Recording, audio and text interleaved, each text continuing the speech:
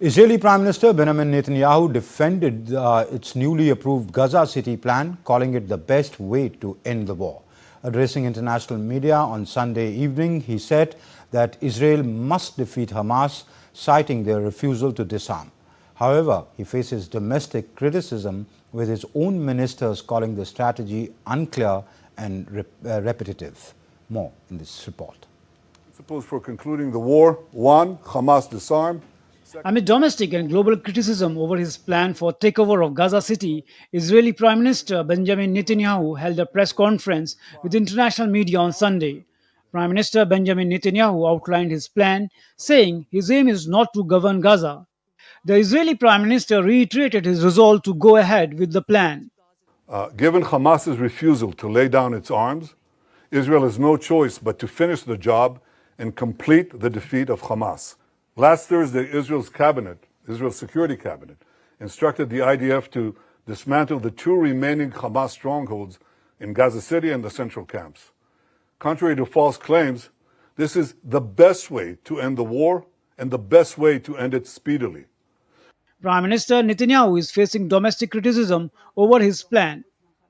Ministers Bezalel Smotrich and Itamar Ben-Gvir criticized the repeated military approach, saying it lacks a clear path to decisive victory.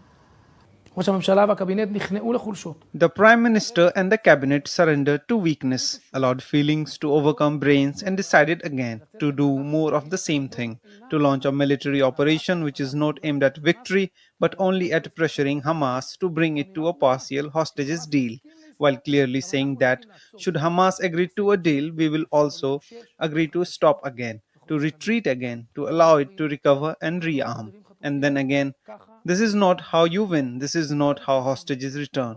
This is not how you win a war. Meanwhile, UN Security Council held a rare weekend session to discuss Israel's plan about Gaza City. As we have said many times before, Israel must immediately change course. All restrictions on the delivery of humanitarian aid must be lifted.